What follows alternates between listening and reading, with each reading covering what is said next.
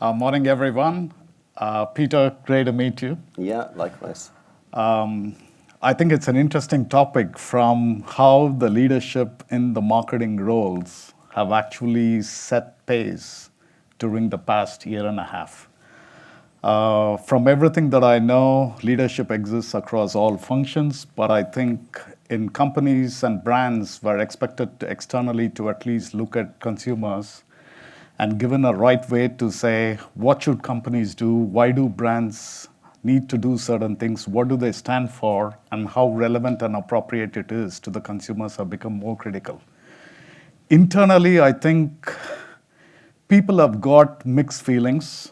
Some who are never used to staying away and working remotely has become the norm.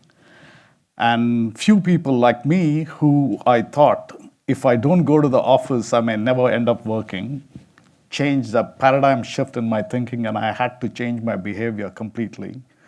And I tend to trust my own colleagues a lot more now than I ever used to when I was in office. So I want to start off by asking a simple question, or rather a fact that I read about Microsoft. That would be the only question on Microsoft. I thought the 25 million project that was launched globally in terms of upskilling people, e-learning in a different way. I would like you to talk a little bit because I thought that was one of the best programs that as any entity launched globally during a pandemic and how critical it was to a lot of us, including me. Yeah, super. Well, thanks, Ravi, and thanks for having me here this morning. When the pandemic kicked in February, March, April last year, a lot of jobs were being lost globally, all over the world, and here, even in the UAE. And one of the things that our leadership recognizes that it was a moment in time where the employee population, in order to get their next big role, whatever that would probably be different from the one that they left. And there was a requirement for upskilling at a scale probably never seen before. And so we partnered with one of the companies, our portfolio companies, LinkedIn, and said, let's make available for free some things that we normally would charge companies for.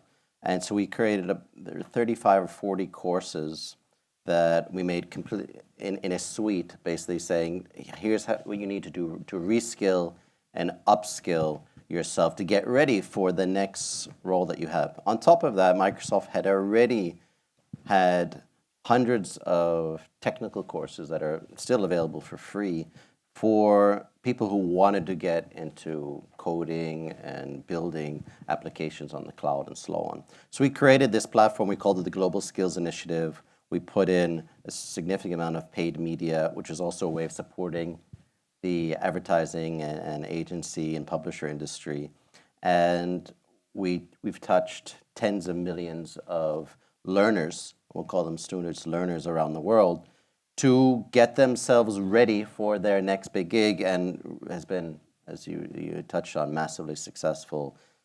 Tens of millions of people have registered, taken courses for free, and set themselves up for really what's next for them.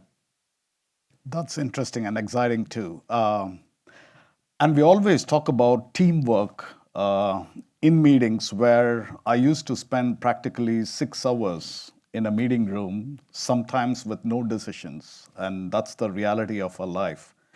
But there were situations now has changed dramatically. Did you find something unique that you never used to think about your team or people in a way compared to what you're doing now? How does it? Yeah, for sure. This is a topic just on this alone, we could spend a couple hours.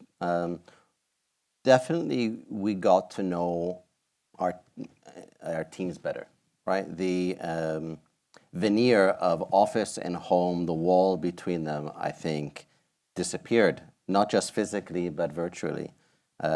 We've started to find out more about, you've been staring into a screen for 6, 8, 12 hours a day, but you got to see, in many respects, what's happening outside of the screen in a way when people are in the office that you never would before. I think many people, myself included, became a lot more vulnerable and open about what was happening in their life outside of the office. And I think about my team and each of the people and the journeys that they've been on over the last 15 months between getting COVID themselves, having their kids around them all of the time if they were homeschooling, having family members, losing family members, needing to take time away from work and say, hey, I need to take a month off because I need to get my life in order. These are things that rarely, I think I've been managing people for over 20 years. Maybe one or two incidents in my entire career. This was happening on a weekly basis. And so I think the organizations that accepted this, embraced it, actually bought a lot of goodwill with their employees because I felt, hey, the company is there for me when we're in most need. So I think that's definitely been a change, and I think it's a change that's going to continue as we get into this hybrid working where some people are working from home, some people are going back to the office. That empathy, that level of work and personal life, I wouldn't call it work-life balance anymore, I would call it work-life blending, is really going to be the way of the future.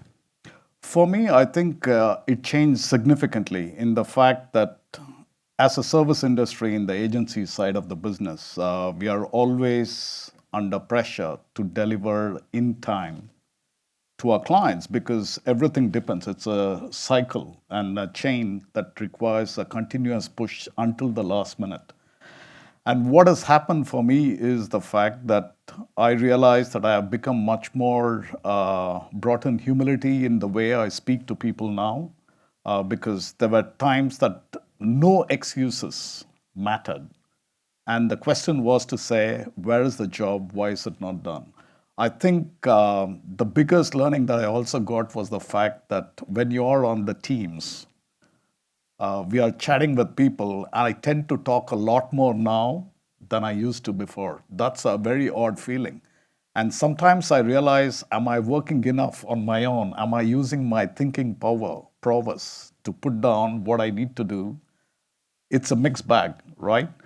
But when I talk to the team, I also realize over communicating in a way has actually helped a lot. And me as an individual having hit with COVID, I was asymptomatic. But the thought of being put aside in my own house by my own family was too unnerving in a way for me for the first few days. I could not accept. And I said, no, I'm normal. What the hell is wrong? But then you realize and you get a lot more empathy into what happens to people because there are situations that you can't control. I'm a regular work from office guy. Even in the last 16 months, I think 14 months, I've practically worked in office every day. You're an Well, anomaly. there is no one. You're an anomaly. I know, but what I meant was those 10 days of quarantining myself taught me a lot more lessons. And I am much more able to connect with people because one of the things I realize is what happens in Dubai is I think we are all lucky to be in the city. Yeah, absolutely. And if I look at what happens around my other markets, we have market territories within Iraq, Morocco, Jordan, which went into a lockdown of its own, Lebanon, that's been suffering for quite a while.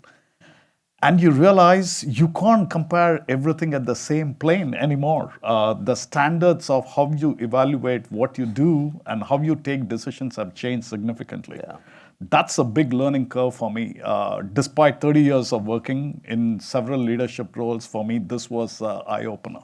Yeah, I think that's a great segue to this idea of marketing leadership. I mean, how does marketing lead the way? And I think one of the, if you look after multiple countries or market to multiple countries, there's always been a notion that you have to accept that Middle East and Africa is not a country, it's a continent, it's many, many different cultures. And what, as marketers, what we've seen is that industries, countries, sectors are responding, recovering, reimagining their businesses at very different ways, very different paces. And so you have to tailor your marketing to the situation that's happening in that market. You always needed to do that to an extent, but that's never become more visible than today. I think about my teams. We're here in the UAE, a lot of vaccination available. Country is opening up.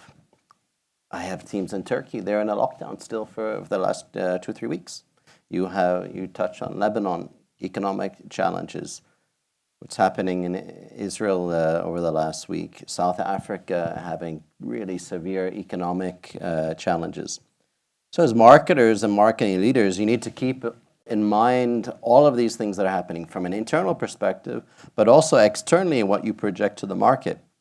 And be super sensitive to that the whole world is not experiencing the pandemic in an even way, whether depending on the company you're in, the market you're in, the demographic you're in, the age group. I mean, there are so many different permutations. And as marketers and marketing leaders, these are all factors you need to take into account to, as they say, read the room, to make sure that you understand what's happening in the market and that you tailor your messaging and approach and go-to-market plans accordingly. That takes a level of empathy, sensitivity, creativity for both clients and agencies that probably we've ever seen before.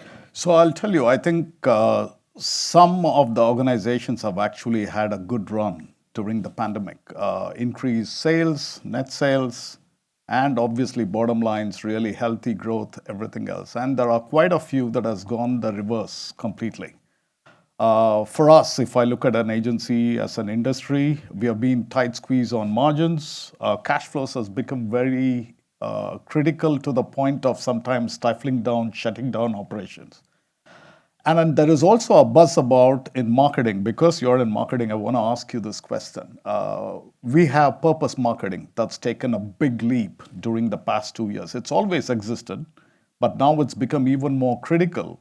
And your clients, customers are actually looking at what do you stand for and how do you do. I want to ask you, what's your interpretation of purpose over profit? And there are companies who have done well, but I just want you to get certain insights from a leadership angle. Yeah, I don't know. I would say purpose over profit. It is purpose with profit. I think is the way I would think about framing it. You and I are at the other end of the age spectrum, but young people today, I'm talking about 30 and under, really have a strong value set around, I will support brands and buy into products if that brand has a purpose behind what it is selling, the products it is developing, and the type of service that it provides. Is there a value-based system? And people can smell when it's not genuine. When you have a campaign or ongoing types of engagement that don't ring true, consumers can sense that. And so as marketers and leaders really have to ground your company's culture first and foremost is, why do we exist? I mean, I want not to be a Microsoft commercial, but we're blessed as a company that, our purpose for the last 6 years has been reframed from a PC on every desk in every home to enabling every consumer and organization on the planet to achieve more. That's never been more apparent than in the last 15 months, where Teams and other pieces of technology have enabled companies to survive and to thrive in many cases.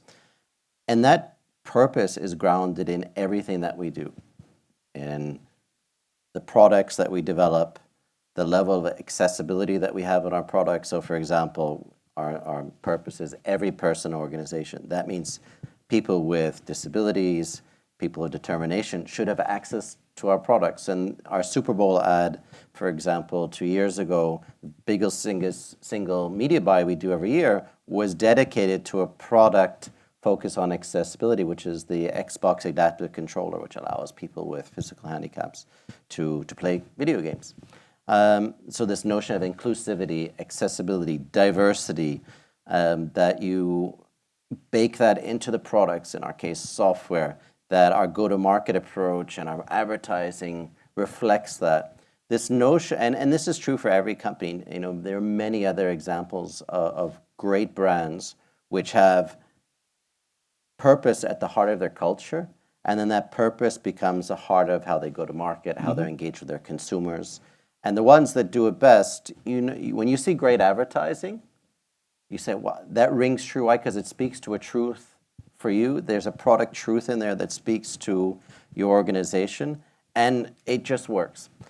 The converse is also true. When a brand doesn't have a purpose, doesn't have a product that has real truth and solving real problems, and then they try to layer on top CSR or philanthropy or things on, you look at that and say, no, that's not, that product and that brand is not being true. There's no product truth there. I'm going to get turned off that. And young people today are far more attuned to it than my generation, your generation, even people in their 30s. That young demographic, they're really clued onto this. Agree.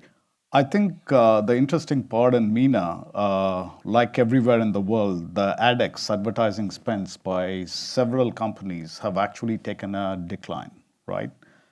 In this region, for example, for the first time, digital hit a 50% share of all spends last year. And it's been growing for the past 4 years at a pace of at least 20-25%. And UAE alone, if I look at it, is 65% of all spends is on digital, all forms of digital, whether search, social, programmatic, to everything else.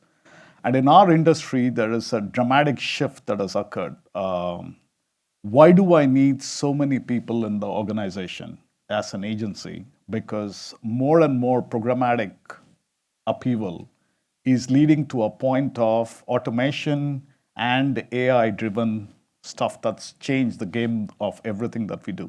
Yes, there is still a need for human talent without which you can't run these things. But there is a question mark in terms of, do I really need an office space? The level that I have now when I get back in full force, or can I continue the program of, let's say, 20-25% remain working remotely? Therefore, I don't need that kind of a space that I require in office, and that can be better utilized to bring in efficiencies to everything else or growth, right? So when I touch on the AI part of it as where you are, how do you see AI really enhancing, improving the entire scope of everything we do in marketing? Yeah. So there's a lot to unpack there, right? And first, let's talk first about the shift to digital, right? If there's B2B marketers out there, you know that B2B marketing heavily depended on events pre-pandemic.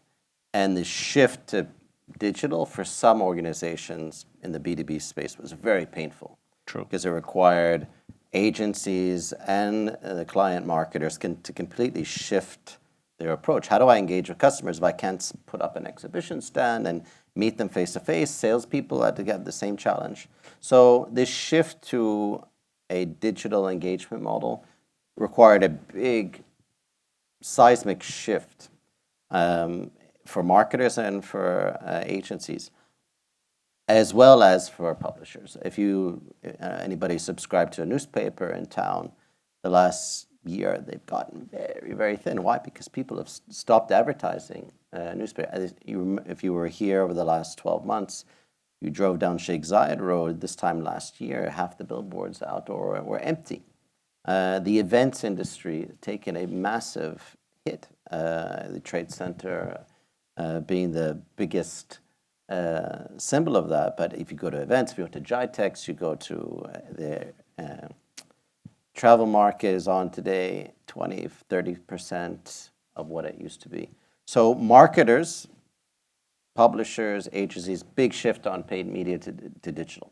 Okay, so what does that start to create?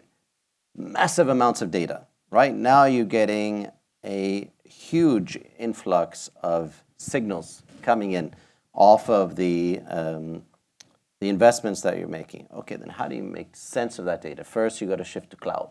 That's a trend that we've been seeing in our industry for quite some time. we say that digital transformation has happened in companies in the last 12 months, what it would have taken 12 years to do. And so this influx of data has required marketers to not only focus on the art of marketing, but the science. So it requires a lot more analytical capabilities.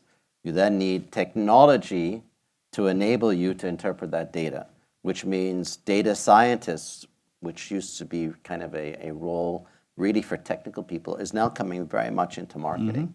So new roles are coming into marketing, new skills are required. And what we're starting to see, not just in our own in-house, but also with our customers, is that machine learning, artificial intelligence starts being needed at a much more profound level, because there's so much data, it's impossible for individual analysts to make sense of that. So they need to start using artificial intelligence, machine learning, data visualization tools, agencies, partners, to help them make sense of all of this tsunami of data that is coming in. And yes, there's artificial intelligence, yes, there's machine learning, but what will not be replaced is the requirement for humans to take this very fragmented pieces of data, do the analysis, translate that into insight, which then informs the next investment, informs the next campaigns, to again go back to what I said earlier, to make sure that your go-to-market approach has product truth to it that speaks to the insights that you're getting from all of these signals.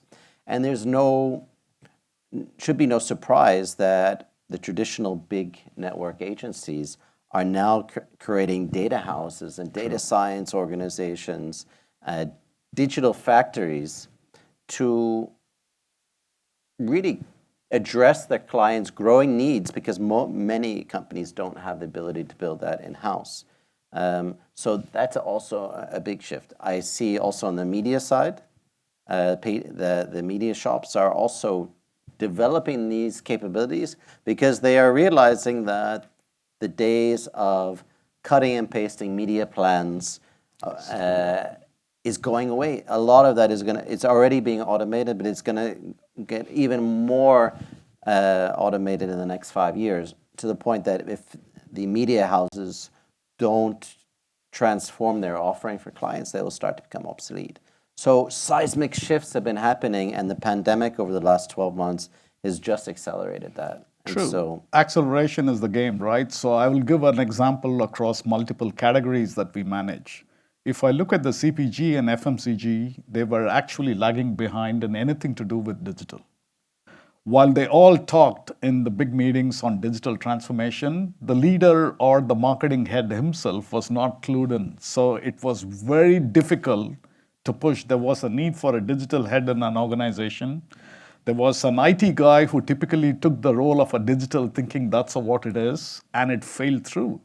To the point now, I see a lot more marketers are forced to embrace and understand how digital works and how to connect because the entire customer journey has changed.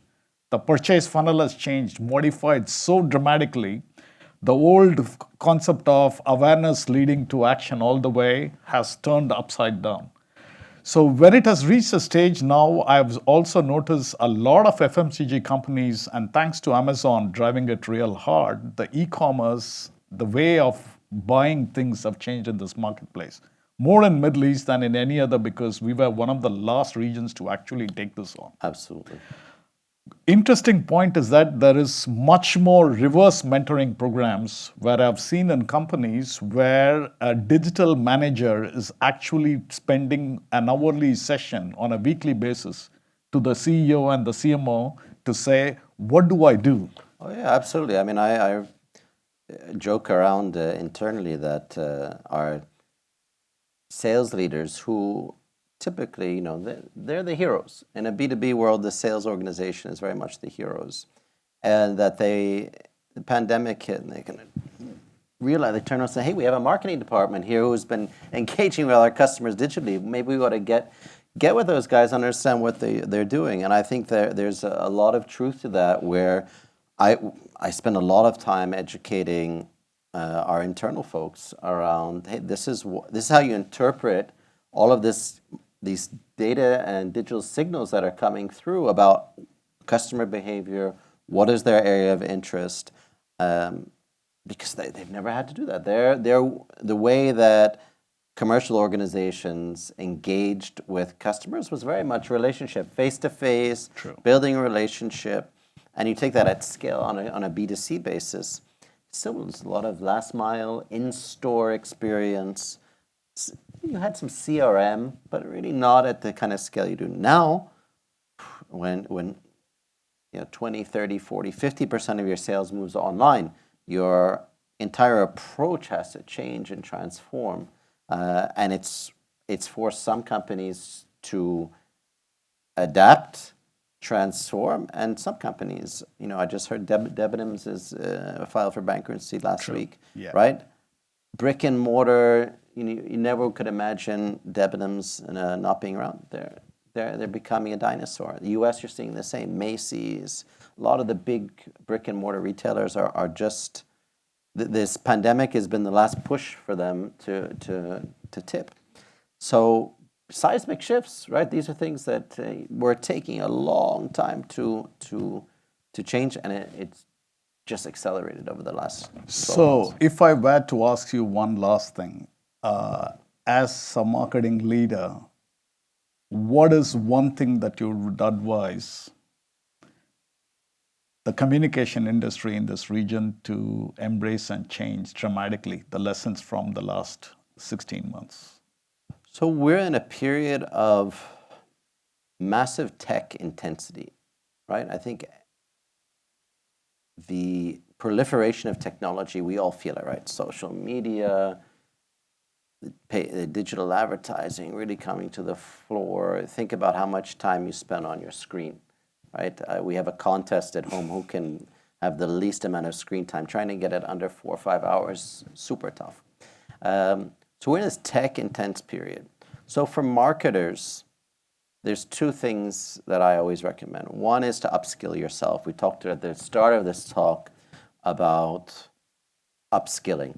So it is imperative that marketers and marketing leaders upskill themselves and embrace this new technology and find ways to learn themselves. It doesn't mean you need to code, but you need to understand the outcomes that you can drive by adopting new technology. So you need to learn.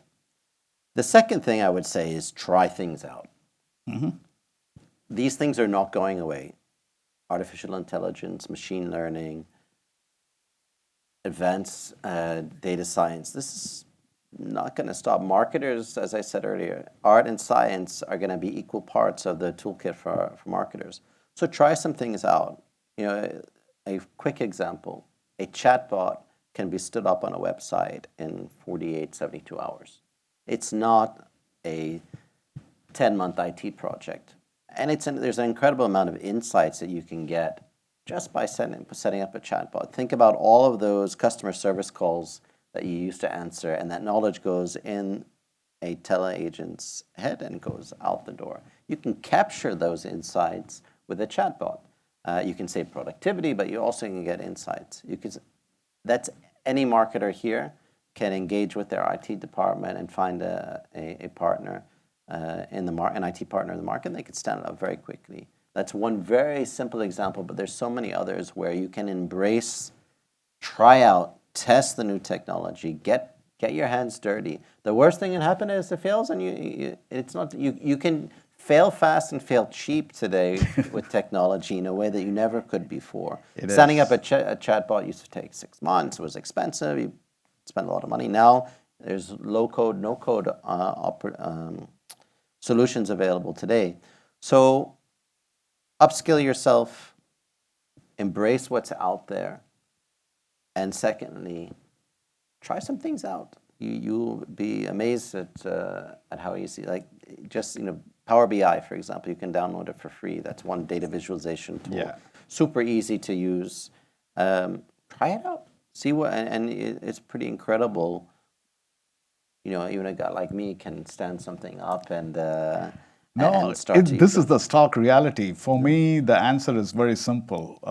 The more data you use, data is not just a bundled data on its own. the way you interpret, and therefore the Power BI that you're talking about helps you to distill, and therefore you can get insights to take decisive actions. And that's leadership in a way, the way I see it.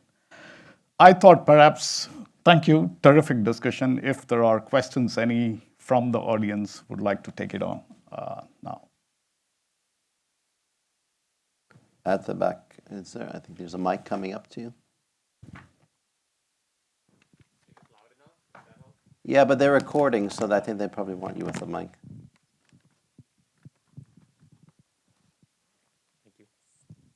Hi, my name is Chirag. Thank you for the panel today. I just had a question. I was wondering, what are some leadership traits you believe a junior talent could continue to work on more to support such leadership transformations on top? I'll start, then you can jump Yeah. in. I think there's active, listening. As a leader, you spend more time listening than talking, should be. So learning how to actively listen, I think, is something that everybody can do, no matter what part of the organization they're in. As not being afraid to ask questions. So many times I find that junior people in an organization have the best ideas, but they're afraid to either ask the questions or to speak up. And I can, without a shadow of a doubt, say a lot of how my career was accelerated was by being not afraid to ask questions. First of all, had the environment to do that, but also having the courage and bravery. I mean, being a marketer takes bravery and courage. And so if you want to be a great marketer, you have to be curious. You have to be willing to ask questions. You need to, of your customers and also your internal organization. So active listening, being willing to ask questions. I've seen lots of different models around leadership. There's three that we talk about in Microsoft. One is creating clarity, right? So if you're able to create clarity of very complex, we're all working complex situation. Can you create clarity? The second, for your organization, your teams, take complex things, make them simple. It's a really important skill, particularly given all the context we talked about so far. The second thing is around generating energy, right? Particularly the last 12 months, but even going forward. The ability for an individual, no matter what level of the organization, to generate energy, to attract people to work with them, often to get people to do things that they normally wouldn't want to do, discretionary effort, is incredibly powerful for a person or organization. And the last thing, there's nothing like results. Results pay. At the end of the day, I remember one of my very first bosses, he told me about the day he got promoted to vice president, and his senior vice president asked him to fly across the country to come meet with him. And he thought, I'm getting congratulations, pat on the back. And he called him in his big office, and he said, I want to, first of all, congratulations. Second thing, he had a whiteboard. He said, write on the board the word results. Wrote it. He said, okay, now underlined it. He said, thanks. That's all that matters. And powerful lesson. Flew all the way across it. He said, that's it. Thank you. So results count. When you're, no matter what organization level you're in, results matter. So create clarity, generate energy, deliver results.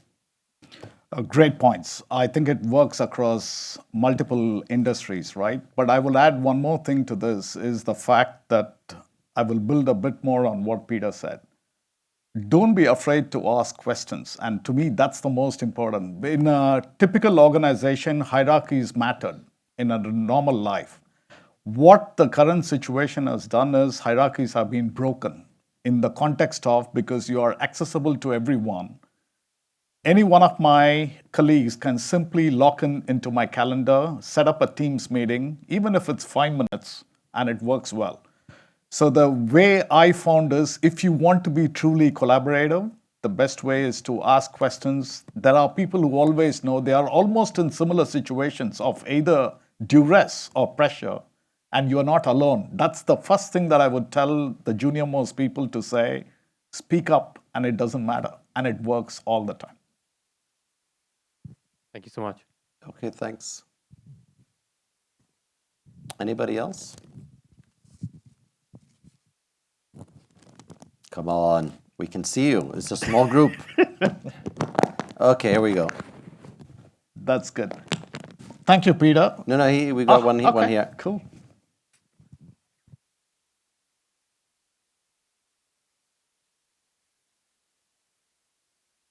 Yeah, sure, understand. That's fine. And running around the cinema is not easy. Thank you for doing that. Thank you. So I wanted to ask, Peter, you and Ravi, you mentioned purpose-driven marketing. You mentioned empathy quite a bit in the chat, but you also mentioned the heaps of data and signals that we have to make more precise and more actionable decisions. How are you balancing today that split between the human side and data-driven marketing as an organization? So it's a great question, thanks. There's a balance, like I said, art and science of marketing. You can get lost in the data very easily, and analysis paralysis, spending lots of time, looking at data versus actually taking action. I think there's just got to be there's no secret formula to that. If you are waiting for the perfect answer in business in general and marketing in particular, it'll never be there. But what you can do is use data to either confirm or debunk assumptions that you have about your customers, about their behavior, and then ultimately you have to commit. You have to commit. So I think it's a matter of finding the right balance between those two. What are the timelines that you're in? How fast you need to get to market, either with a new product or a new campaign. So there's no secret sauce to that. I think customers will kind of tell you also how fast you need to adapt. You see sales are going through the floor. You say, hey, we need to take some decisive action.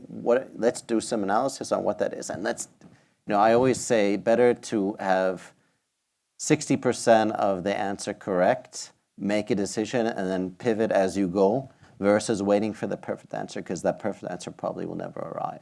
So it's finding the right balance between the two. It's no secret sauce, but you definitely today can make more informed decisions about the investments that you want to make using data and insights rather than gut feel and assumptions than ever before. So it's finding the right balance between the two. No secret sauce, no right answer. But I always say get 60% of the answer and figure out the rest as you go. Good one. For us, if I look at the service industry and agencies in particular, last year led to a huge drop in net sales revenues and therefore squeeze on margins.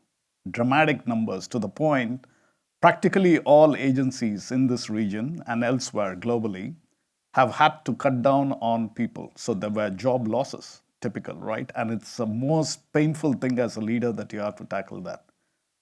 So we did a lot of different things. So while data was getting even more critical, we had to automate as much as we could to ensure to compensate for the loss. Because if a person quit, we were not allowed to even recruit, no replacements. So you had to manage, and yet the clients, the pressure is nonstop because it's even more dramatic in the pandemic to say what additional iteration in optimization I can do to get to the best result, because results were important to everyone in the process. So one, upskilling, what he talked about, Peter, became a very, very important element to all of us. Two, countries' borders vanished. So when I am managing MENA, there were people in Lebanon who desperately needed the jobs, and it was easy to say, let's knock them off. What we did was we utilized those people to work for Saudi, for Qatar, for UAE, other markets where I could not recruit. So what happened was we had to balance between the enhancement of data and insights, therefore we can do automation to minimize the impact of less people in play. And at the same time, these people got utilized in different aspects. So the borders didn't matter. And that made a dramatic shift in the thinking to say, this is why I said, as an agency, Every year, let's say I want to grow by 15%. In 2 years' time, I need an additional 20% space, office space, because we always live tight in terms of budgets. The question that came around with the pandemic is to say, if we could manage almost a year of working remotely with hardly 6 guys in the office, then why do I need such a big office space? So the rule thinking is very simple. Going forward, for sure, at least me as a leader, I am planning to cut down the office space that I have. Instead of 4 floors, by end of this year, I'm moving to 3. And 25% of my colleagues will take turns to work remote. And I see no drop in effectiveness of work or productivity. So, and it also gives flexibility because there has always been a thinking in MENA to say, flexi time, working hours, if you give them, people will abuse. Yes, there are a set of people who will abuse the situation. But we realize at least a vast majority are still conscientious because they are worried about the jobs. And you're all expatriates in a way in our industry right now. So until you feel the need, I think it works very well. And there are better ways to balance both and integrate. And I think that's the only way forward. And it's a great learning for us. Super. I think we're about at a time. Thank you both. One last comment from me is events like today only possible when you have local publishers in the market like MediaQuest. So all of us in this room have some kind of influence over where media dollars go. A ask from me and support local publishers. Local publishers are an integral part of the media landscape. Yes, we're going digital. The big platforms, we know who they are. They're going to attract a lot of dollars because they've got scale and reach and eyeballs and so on.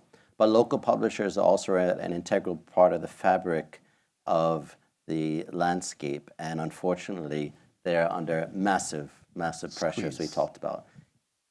We all in this room have the ability to support local publishers. So I'd encourage you all in your media mix, don't forget your local guys in local markets, not just here in the UAE, but around. Because without them, the landscape will definitely be less rich. So my last plug for me for them. Thank you. That was terrific. Thanks for the questions. Okay, thanks everybody. Enjoy the rest of the day.